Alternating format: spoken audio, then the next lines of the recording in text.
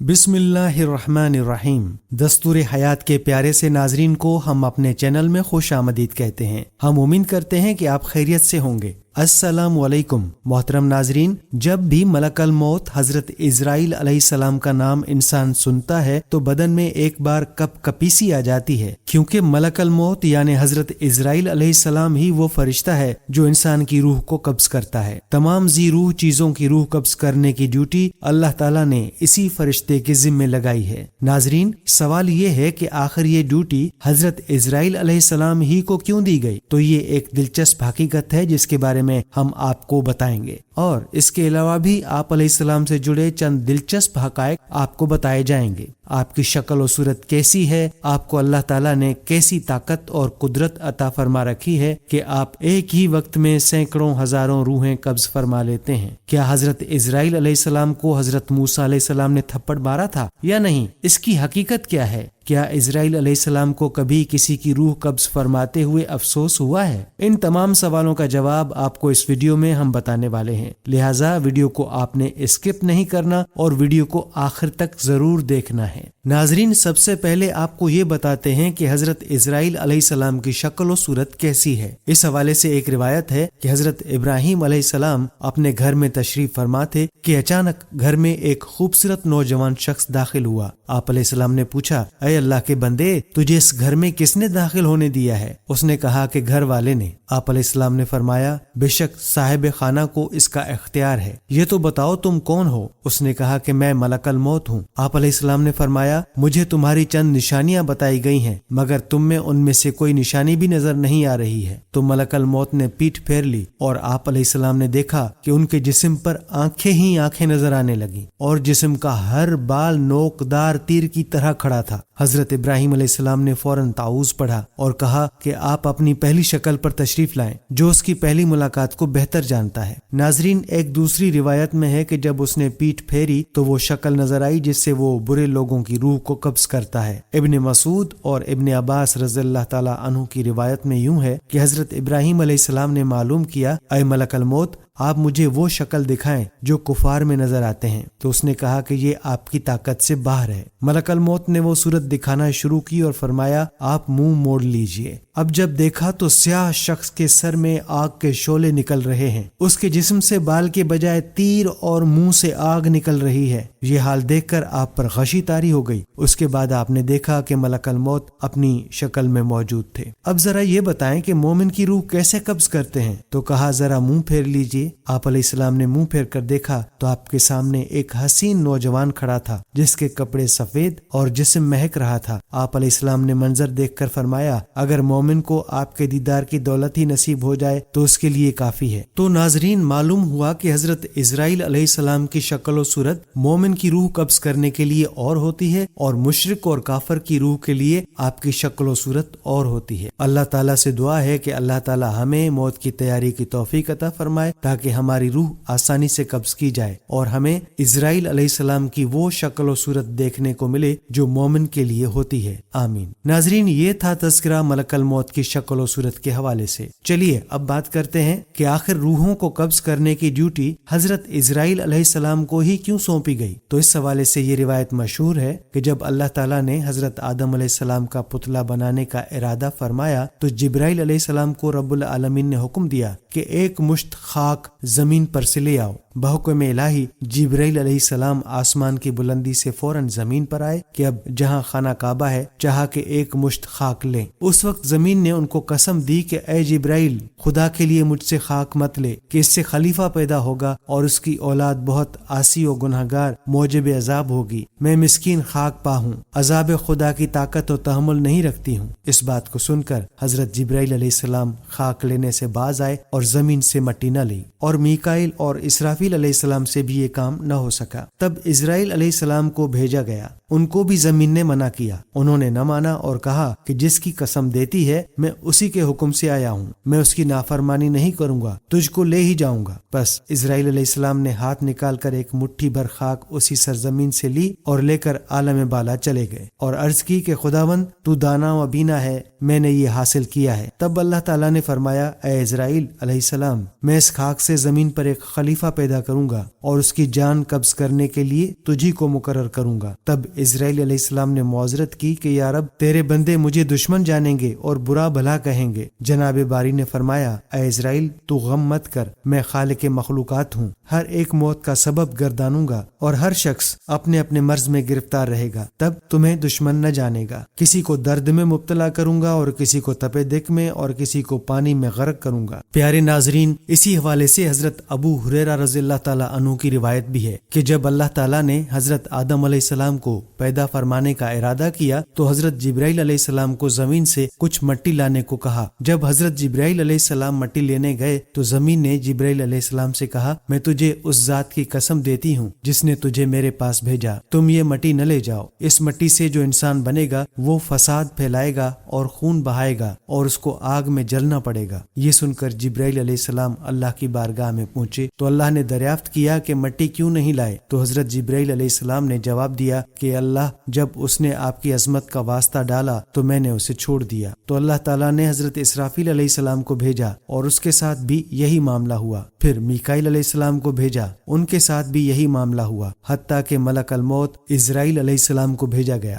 تو زمین نے جب اسرائیل علیہ السلام کو یہی جواب دیا تو اسرائیل علیہ السلام نے فرمایا، اے زمین، جس ذات نے مجھے تمہارے پاس بھیجا ہے وہ تجھ سے زیادہ اطاعت و فرما برداری کے لائق ہے، تو میں اس کے حکم کے سامنے تیری بات کیسے مان سکتا ہوں؟ چنانچہ آپ علیہ السلام نے زمین کی مختلف جگہوں سے کچھ مٹی لی اور اللہ کی بارگاہ میں حاضر ہو گیا۔ تو اللہ نے فرمایا، کیونکہ تم اس مٹی کو لے کر آئے ہو، اب تم ہی ان کی روح کو قبض کیا کرو گے۔ تو آپ علیہ السلام نے کہا، لوگ مجھ سے نفرت کرنے لگیں گے۔ تو اللہ نے وعدہ فرمایا کہ کوئی تمہارا نام نہیں لے گا اور نہ کوئی برا بھلا کہے گا۔ ناظرین، سوچنے کی بات ہے کہ آیا حضرت اسرائیل علیہ السلام کو کبھی کسی کی روح قبض کرتے ہوئے رحم آیا ہے یا نہیں؟ تو اس حوالے سے بھی آپ کو بتائیں گے، لیکن پہلے آپ کو حضرت موسیٰ علیہ السلام کا حضرت اسرائیل علیہ السلام کو تھپڑ مارنے کے بارے میں بتاتے ہیں۔ تو یاد رہے کہ حدیث پاک میں حضرت اسرائیل علیہ السلام کا ایک واقعہ ملتا ہے جو کہ حضرت موسیٰ علیہ السلام کا ملک الموت کو تھپڑ مارنے کے حوالے سے ہے۔ اس حوالے سے حضرت ابو ہریرہ رضی اللہ تعالیٰ عنہ فرماتے ہیں کہ موت کے فرشتے کو حضرت موسیٰ علیہ السلام کی طرف انسانی صورت میں بھیجا گیا۔ جب وہ فرشتہ آیا تو موسیٰ علیہ السلام نے اسے تھپڑ مار کر اس کی آنکھ پھوڑ دی۔ وہ اپنے رب تعالیٰ کے پاس واپس گیا اور عرض کیا، اے اللہ، تو نے مجھے ایسے بندے کی طرف بھیجا جو مرنا نہیں چاہتا۔ اللہ تعالیٰ نے اس کی آنکھ درست فرما دی اور فرمایا،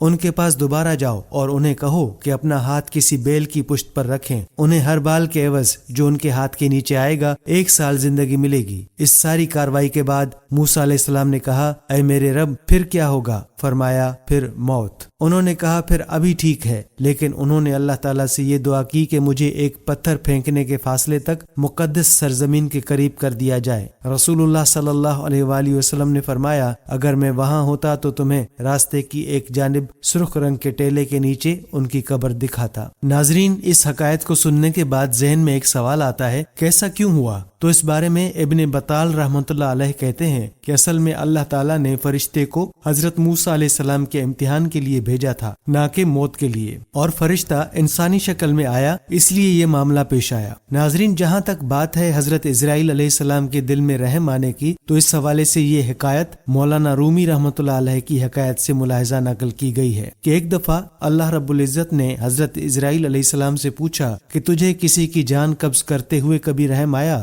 حضرت اسرائیل علیہ السلام نے عرض کیا، الہی، میرا ہر ایک کی روح قبض کرتے ہوئے دل دکھتا ہے، مگر آپ کے حکم کے سرتابی کی مجال نہیں۔ ہاں، ایک واقعہ ایسا گزرا ہے جس کا دکھ میں ابھی تک بھلا نہ سکا، وہ غم تنہائی میں بھی میرے ساتھ رہتا ہے۔ عرض کیا کہ ایک جہاز سمندر میں سفر کر رہا تھا، وہ آپ کے حکم سے بھنور میں پھنس گیا۔ تھوڑی دیر بعد وہ جہاز تباہ ہو گیا۔ جہاز میں سوار کئی مسافر غرق ہو گئے۔ جو مسافر بچے ان میں ایک ماں اور اس کا نوزائیدہ بچہ جو تباہ شدہ جہاز کے ایک تختے پر سمندر کی لہروں میں آپ کے رحم و کرم پر بہے چلے جا رہے تھے۔ تیز ہوا نے انہیں سینکڑوں میل دور سمندر کے کنارے پہنچا دیا۔ میں ماں اور بیٹے کے بچ جانے پر بہت خوش ہوا۔ اسی لمحے آپ کا حکم ہوا، ماں کی روح قبض کر لو۔ مولا کریم میں نے آپ کے حکم کی تعمیل کی، یا باری تعالیٰ آپ خوب جانتے ہیں کہ یہ حکم پا کر میرا کلیجہ کانپ گیا، اور جب میں نے اس دودھ پیتے بچے کو ماں سے الگ کیا تو مجھے کس قدر تکلیف پہنچی تھی۔ پھر حکم الہی ہوا، کیا تجھے معلوم ہے کہ بعد میں وہ بچہ کہاں اور کس طرح پرورش پاتا رہا؟ اسرائیل علیہ السلام نے عرض کیا کہ آپ عالم الغیب ہیں،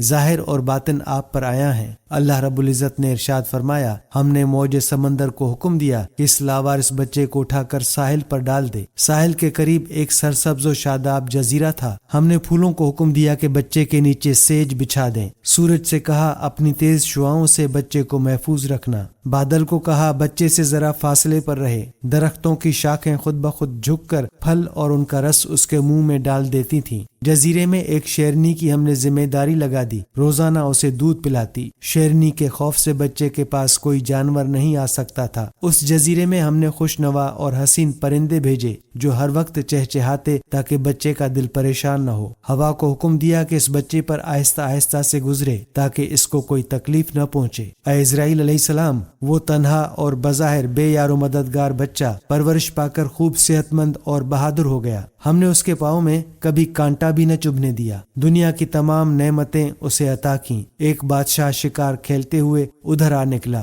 وہ خوبصورت اور صحت مند بچے کو دیکھ کر بہت خوش ہوا، اسے اٹھا کر اپنے محل لے گیا۔ ان کے ہاں اولاد نہ تھی، انہوں نے اسے اپنا بیٹا بنا لیا۔ بادشاہ کی موت کے بعد وہ اکیلا تاج و تخت کا مالک بن گیا۔ غرور و تکبر سے ہمارے بندوں پر ظلم کرنے لگا، ایسا سرکش نکلا کہ خود ہی خدا بن بیٹھا، اپنے بت بنوا کر انہیں سجدے کرانے لگا۔ خاک کا فانی پتلا ہمارا شریک بن بیٹھا۔ آخر ہم نے اس کی بہتری کے لیے اپنے خلیل ابراہیم علیہ السلام کو اس کے پاس بھیجا۔ اس ظالم نے ہمارے پیارے کو بھی آگ میں پھینک دیا۔ اے اسرائیل علیہ السلام، اس بچے نے میرا کیا شکریہ ادا کیا۔ وہ بچہ نمرود بن کر اس وقت ایک بڑے ملک کا بادشاہ ہے، اور اس نے میرے خلیل ابراہیم علیہ السلام کو آگ کے الاؤ میں جھونکا ہے، اور اب خدائی کا دعویٰ کر کے لوگوں کو میری راہ سے ہٹاتا ہے اور حکم نہ ماننے والوں کو سخت سزا دیتا ہے۔ اسرائیل علیہ السلام نے عرض کیا، اے مخلوقات کے خالق، میں اس سرکش بچے کی حالت سے بے خبر ہونے کی وجہ سے دل میں خیال اور ملال لاتا رہا۔ آپ کے راز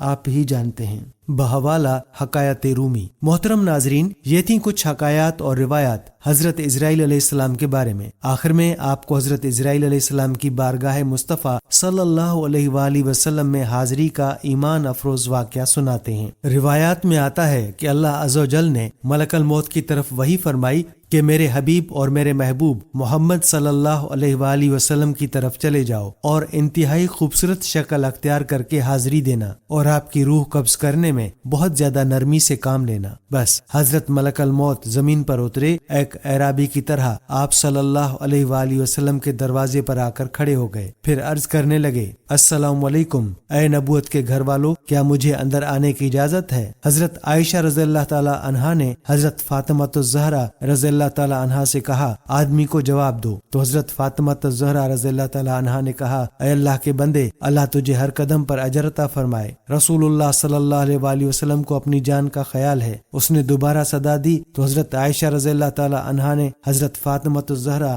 رضی اللہ تعالی عنہا سے کہا، اس آدمی کو جواب دو۔ حضرت فاطمہ الزہرا رضی اللہ تعالی عنہا نے کہا، اے اللہ کے بندے، اللہ تجھے ہر قدم پر اجر عطا فرمائے۔ رسول اللہ صلی اللہ علیہ وآلہ وسلم اپنے نفس میں مشغول ہیں۔ تھوڑی دیر گزرنے کے بعد اس نے پھر صدا دی، کیا میں داخل ہو سکتا ہوں؟ مجھے ضرور داخل ہونا ہے۔ تو رسول اللہ صلی اللہ علیہ وآلہ وسلم نے حضرت اسرائیل علیہ السلام کی آواز سن لی۔ فرمایا، اے فاطمہ، دروازے پر کون ہے؟ انہوں نے عرض کی، اے اللہ کے رسول، ایک آدمی دروازے پر اندر آنے کی اجازت مانگ رہا ہے۔ ہم نے اسے 2 مرتبہ جواب دیا ہے تو اس نے تیسری بار صدا دی، جس سے میری جان کانپنے لگی۔ رسول اللہ صلی اللہ علیہ وآلہ وسلم نے فرمایا، اے فاطمہ، کیا تو جانتی ہے دروازے پر کون ہے؟ یہ لذتوں کو ختم کرنے والا ہے، جماعتوں کو بکھیرنے والا ہے، یہ عورتوں کو بیوہ کرنے والا ہے، بچوں کو یتیم کرنے والا ہے، یہ گھروں کو بے آباد اور قبروں کو آباد کرنے والا ہے، یہ ملک الموت ہے۔ پھر فرمایا، اے ملک الموت، اللہ آپ پر رحم کرے، داخل ہو جاؤ۔ بس ملک الموت رسول اللہ صلی اللہ علیہ وآلہ وسلم کی بارگاہ میں آئے تو رسول اللہ صلی اللہ علیہ وآلہ وسلم نے فرمایا، اے ملک الموت، تم صرف میری زیارت کرنے کے لیے آئے ہو یا جان قبض کرنے کے لیے؟ اس نے عرض کی، میں دونوں کام کرنے کے لیے آپ کے پاس آیا ہوں۔ مجھے اللہ تعالیٰ نے حکم دیا کہ میں آپ کی اجازت کے بغیر آپ کے گھر میں داخل نہ ہوں اور آپ کی روح آپ کی اجازت کے بغیر نہ لوں۔ اگر آپ اجازت دیں تو ٹھیک ہے، ورنہ میں اپنے رب کے پاس لوٹ جاؤں گا۔ بروایت المعجم الکبیر۔ محترم ناظرین، یہ ہے شان میرے محبوب صلی اللہ علیہ وآلہ وسلم کی۔ ان کے جسم انور سے روح قبض کرنا تو دور کنار، ان کی اجازت کے بغیر ان کے گھر میں بھی داخل نہیں ہو سکتے۔ حضرت اسرائیل علیہ السلام نے عرض کی، یا رسول اللہ صلی اللہ علیہ وآلہ وسلم، میں بڑے بڑے بادشاہوں کی روح کھینچتا ہوں لیکن کسی سے اجازت نہیں لیتا، لیکن اللہ رب العزت نے حکم دیا ہے کہ میرے محبوب کے گھر جانے کی بھی اجازت لینی ہے اور روح قبض کرنے کی بھی اجازت لینی ہے۔ اگر وہ اجازت فرما دیں تو اندر جانا، اگر اجازت دیں تو روح قبض کرنا، ورنہ لوٹ کر واپس میری بارگاہ میں آ جانا۔ ناظرین، یہ ہے مقام محبوبیت، لیکن آج کے گمراہ قسم کے لوگ اس عرفہ و اعلیٰ مقام کو سمجھتے نہیں اور اپنی مثل قرار دیتے ہیں۔ یہ تو وہ مقام ہے کہ جہاں ملک الموت دست بستہ اذن مانگ رہا ہے کہ میرے رب نے حکم فرمایا ہے کہ اگر میرے محبوب صلی اللہ علیہ وآلہ وسلم قبض روح کا